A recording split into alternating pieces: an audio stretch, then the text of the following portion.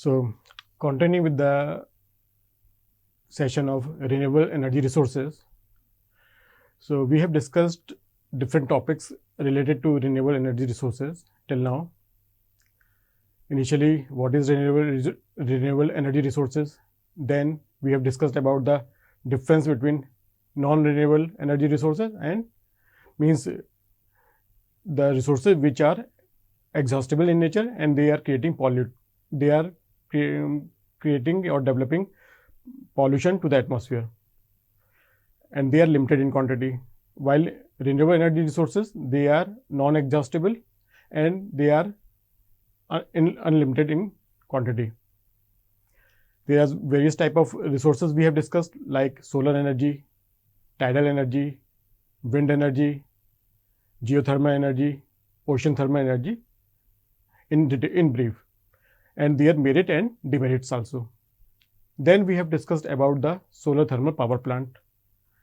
Then we have discussed the different type of solar collectors, that is flat plate collectors, focusing and non-focusing type of collectors, and their applications. Now next is the compound parabolic concentrator, that is CPC. It is also called Winston collectors. It consists of two facing parabolic mirror segments attached to a flat receiver, that is absorber.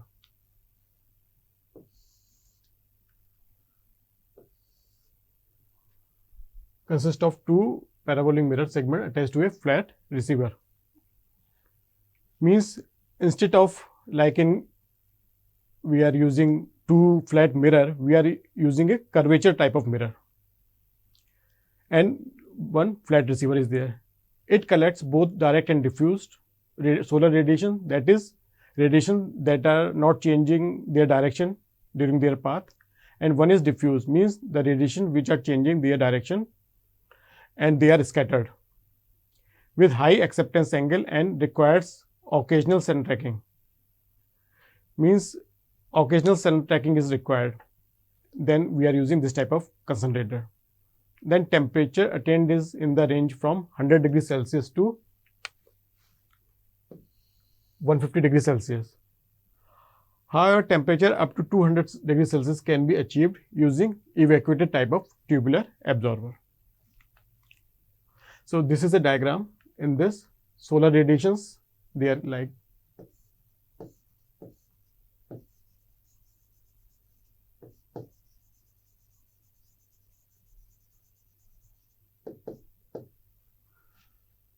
solar radiation, they are coming, and there is a parabolic mirror. This is the parabolic mirror. So in this, there are two parabolic mirror. These radiations are coming here, and after that they are reflected, and this is the absorber. So absorber plate is there. It is made of copper or aluminum. So finally, what happened? All the radiations which are here and there, they are concentrated over this region, and the temperature of this region will increase.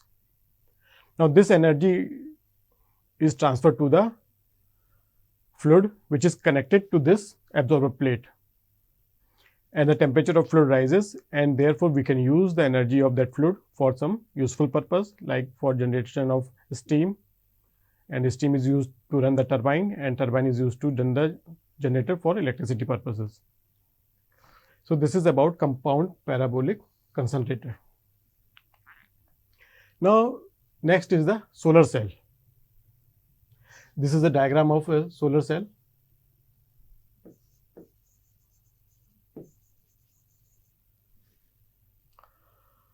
A structure that converts solar energy directly to DC electrical energy. Means we need a component that converts the solar energy into electrical energy, and that electrical energy is used for different commercial domestic purposes, like for heating water, for light purpose, for generation of electricity, for road light, etc. It supplies a voltage and a current to a resistive load, light, battery, motor. Means sunlight is here.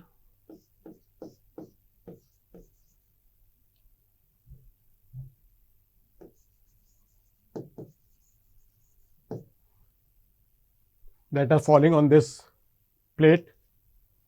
This is a N type of material and there is a PN junction is there, and P type positive means N type means electron oriented and P type means hole oriented.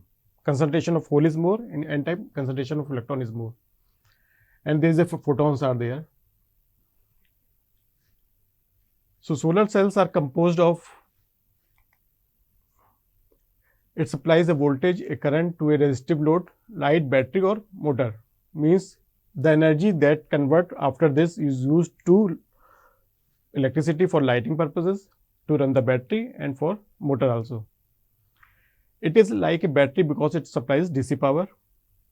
It is different from a battery in the sense that the voltage supplied by the cell changes with changes in the resistance of the load. Means as the load changes, resistance means every load having some certain resistance, a bulb is having certain resistance, a tube light having certain resistance. Similarly, some other load we are putting here, the resistance of that load changes. So the voltage supplied by the cell changes with the change in the resistance of the load. Solar cells are those which comprises of two or more specially prepared layers of semiconductor materials. There are two semiconductor materials, N type of material and P type of material, processed with an additive that causes the device to become photosensitive. When photons strike the surface of solar cell, electron hole pairs are released, generating the flow of electricity. Means electrons are flowing in this direction and holes, so there is a current is flowing. Thus a solar cell is a transducer which converts the solar radiation directly into electricity. So to running a huge circuit, means when we have to run a commercial load or for in a huge manner, then we have to increase the number of quantity of the solar cell. So that we can say, suppose this is a small solar cell is there. Now when we are connecting it to means like this by external wire, so these number of solar cell become a module. This is called a module.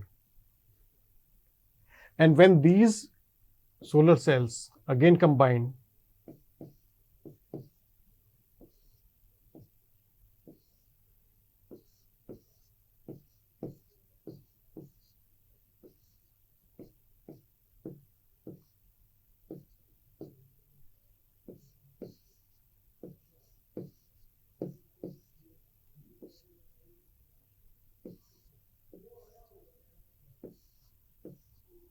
so this makes a panel. This is when we have to increase the load, we have to put more resistance, then we need panel is there. And when this panel combines, means one panel is there, again one panel is there, like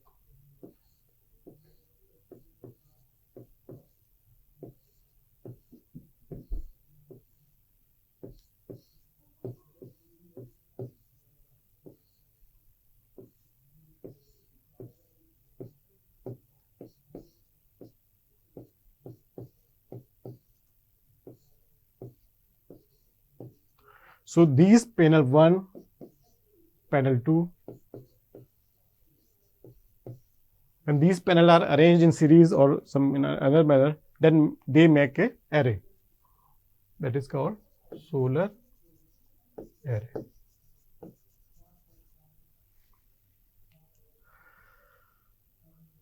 So this way we can increase the load and we can utilize the solar sunlight or solar radiations in a positive manner with the help of solar cell. Solar cells are composed of various semiconducting material silicon. The amount of electricity generation throughout the day varies from maximum during the peak sunshine hours to 0 during the night. Therefore, some energy applications functions. The amount of electricity generation throughout the day varies. Therefore, we are using different type of collectors, like flat plate collectors with some arrangement, compound collector with some arrangement. So some tracking mirrors are there. That is, we can say it is heliostat, so that all the radiations that we can take and concentrate over a particular area, so that the heat flux we have to so that we can maintain the heat flux there. Pink sunshine hours to 0 during the night. Therefore, in night we can utilize this energy. Some energy applications functions satisfactorily during sunshine. So continuous supply of electricity, it is required. Storage, that is battery, means we have to store that energy so that we can utilize it after some time. The efficiency of conversion of solar radiation depends on following factors: reflectivity of the surface, absorptivity of the material, means we have to absorb maximum radiations. So therefore, a material that we are using that is having higher absorptivity and minimum emissivity.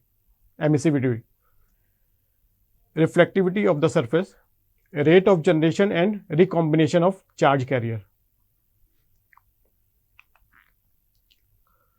The single solar cell constitute the N-type layer sandwiched with P-type layer, means one is N-type layer and second is P-type layer. The most commonly known solar cell is configured as a large area PN junction made from silicon wafer, that is made of silicon wafer material. A single cell can produce only very tiny amounts of electricity, means as I have told in the last slide, only a single cell, solar cell, can produce a small light like a bulb or a power calculator. Therefore, single photovoltaic cells are used in many small electronic appliances such as watches and calculators. The solar cell depends upon the photovoltaic effect for their operation, means conversion of means solar light into electricity. Solar cells operated by converting sun directly into electricity using the electronic properties of a class of material known as semiconductor. Solar cell is composed of various semiconducting material. Normally we are using silicon as a material, and about 90% of solar cell is composed of silicon semiconductor material, and these can be divided into 3 categories based on the electricity conduction, that is conductor. Forbidden gap is very less.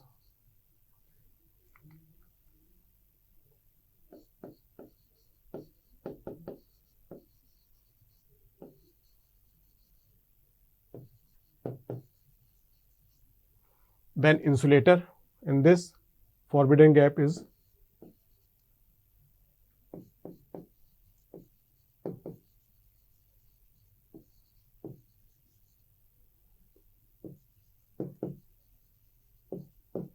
more than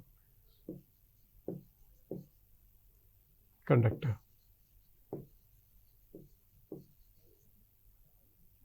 And valence band is also higher. And in the last case, semiconductor, the band of conduction band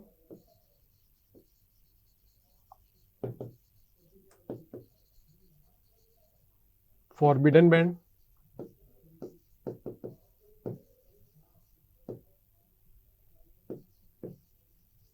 and valence band.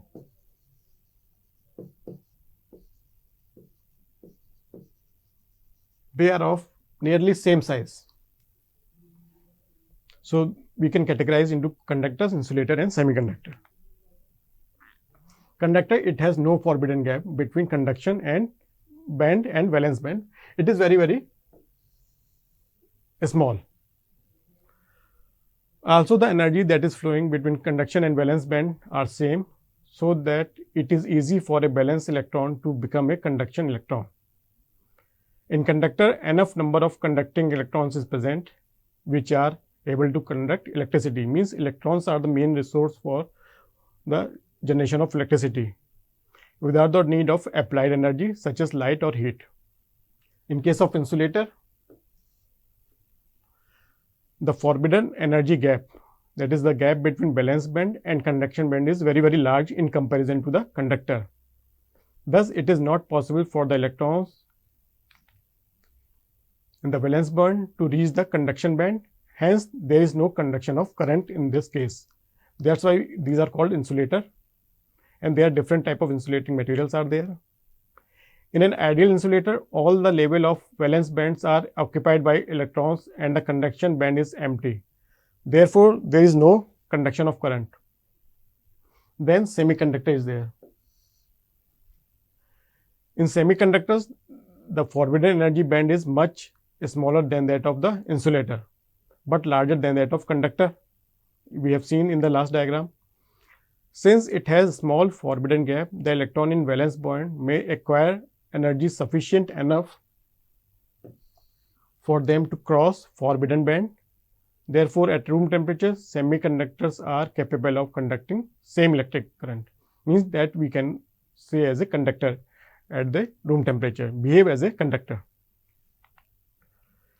Now, we can divide semiconductors in two types, that is extrinsic and intrinsic type. Extrinsic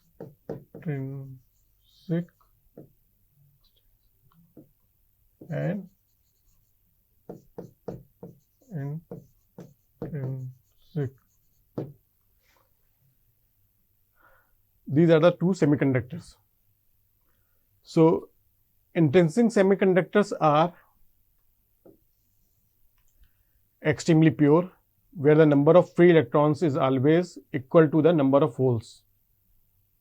On another side, to increase the conductivity of the semiconductor, we mix some impurity. This type of semiconductor is called,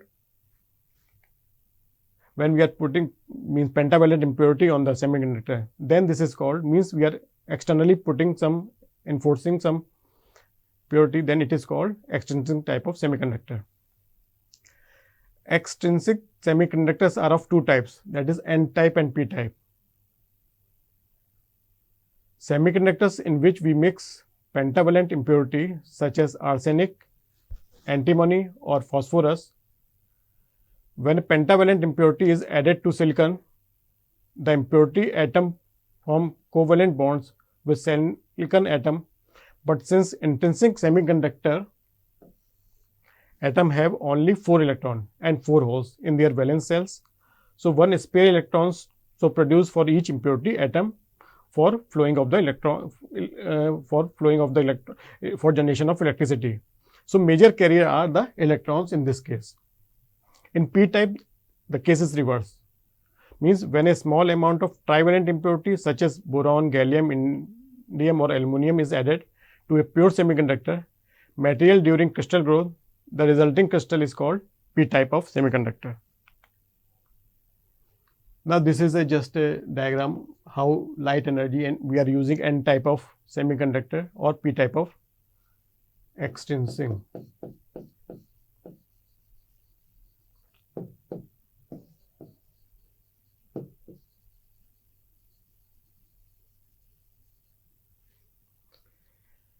So, in this, the generation of voltage across the PN junction.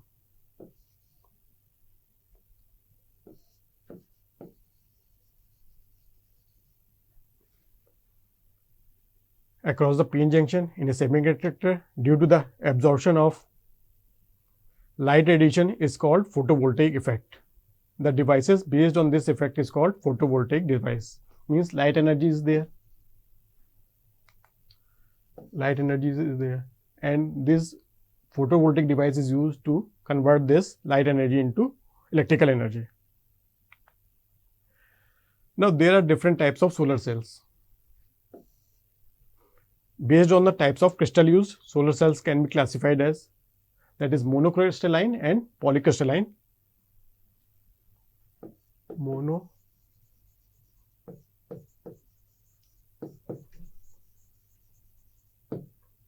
and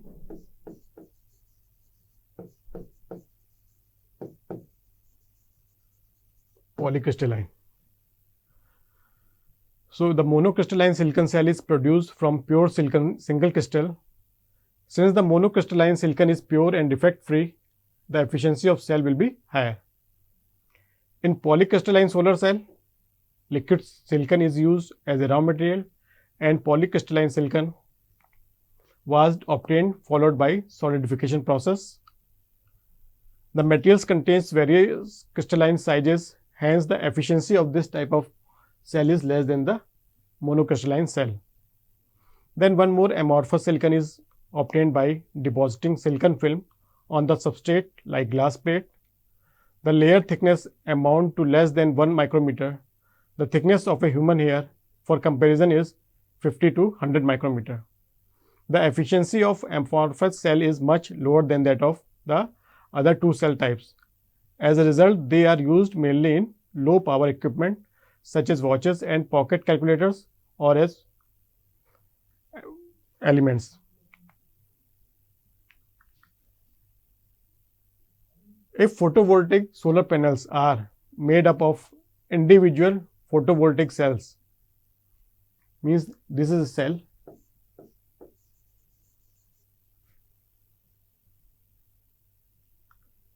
connected together, then solar photovoltaic array, also simply known as array, means this is a array and this is called as module. When load is less, only small equipment is need to be used, then we need only a single cell. So if photovoltaic solar panels are made up of individual photovoltaic cells connected together, they are connected together, then solar photovoltaic array, also known as simply solar array. Solar array is a system made up of a group of solar panels, means these are the basically panels. These are also panels. So solar array is a system made up of a group of solar panels connected together. A photovoltaic array is therefore multiple solar panels electrically wired together to form a much larger PV installation system called array. And in general, the larger the total surface area of the array, the more solar electricity it will produce. So this way, this is again a diagram how, so for easy understanding of the array of solar cell, this is a simple single cell, and this a collection of solar cells connected together like this.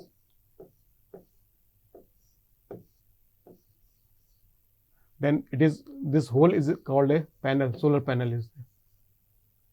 And these we can say panel 1, panel 2, then all these 6 panels, they are connected, and this is all called photovoltaic array. Now a solar cell is the basic building block of a solar module. Each cell produces approximately half a volt, and a solar module can have any number of solar cells. A solar module designed for charging a 12-volt battery will typically have 36 solar cells, means the number of solar cells are 36.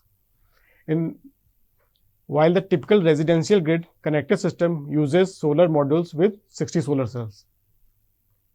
So for large commercial and utility scale solar systems, solar modules will have typically 72 solar cells.